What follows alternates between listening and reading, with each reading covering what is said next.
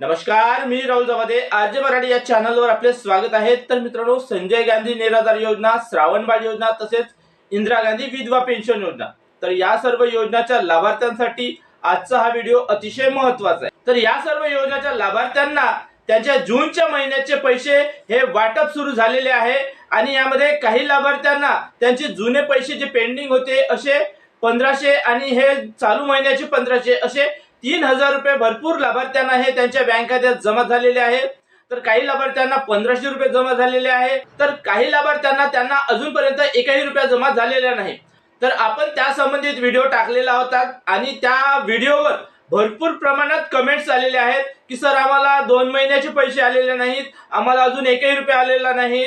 तर या सर्व इतक्या साऱ्या कमेंट्सवर रिप्लाय देणे हे शक्य होत नाही, त्यासाठी हा व्हिडिओ आपण तयार करत आहोत।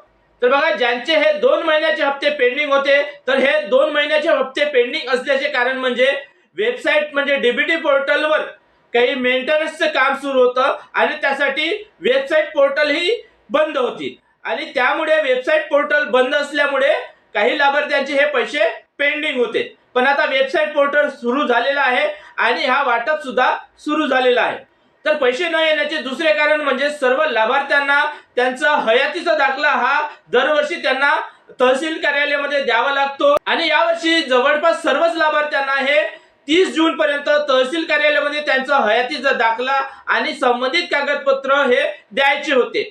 तर ज्यांनी हे हयातीचा दाखला आणि संबंधित कागदपत्र तहसील कार्यालयामध्ये दिले नसेल अशा लाभार्थ्यांचे सुद्धा हे पैसे थांबू शकतात किंवा काही लाभार्थ्यांनी जो जुना हयातीचा प्रमाणपत्र जे काढून संबंधित कागदपत्र त्यांनी तहसील कार्यालयामध्ये दिले असतील, तर काही लाभार्थ्यांनी जानेवारी फरवरी मध्ये जो जुन्या पद्धतीचा हयातीचा दाखला काढून दिलेला असेल तो जुन्या पद्धतीचा दाखला आता जुना झालेला आहे आणि आता बेनिफिशरी सत्तापाल ऍप वरून हा अशा पद्धतीचा दाखला हा तहसील कार्यालयामध्ये नेऊन द्यायचा होता आणि ज्यांनी हा दाखला दिला नसेल आणि संबंधित कागदपत्र दिले नसेल तर अशा लाभार्थ्यांचे सुद्धा हे पैसे थांबले असू शकतात।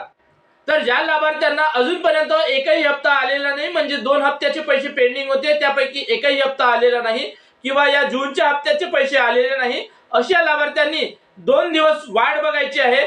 1-2 दिवसात हे त्यांना पैसे येऊ शकतात आणि जर त्यांना 2 दिवसात पैसे आलेले नाही तर त्यांनी आपले संबंधित कागदपत्र आणि हयातीचा दाखला घेऊन त्यांनी तहसील कार्यालयामध्ये भेट द्यायची आहे आणि तहसील कार्यालयामध्ये जाऊन विचारणा करायची आहे आणि जर तुमचे तिथे डॉक्युमेंट्स मागत असतील तर ते डॉक्युमेंट्स तुम्हाला द्यायचे आहे आणि जरी तुमचे या हप्त्याला पैसे आलेले नसतील तर समोर तुम्हाला हे पैसे नक्की येणार आहेत। तर आशा करतो ही माहिती तुम्हाला आवडली असेल। माहिती आवडली असेल तर एक लाईक जरूर करा व अशीच महत्त्वपूर्ण माहितीचे व्हिडिओ पाहत राहण्यासाठी आपल्या चॅनलला सबस्क्राईब करून घ्या।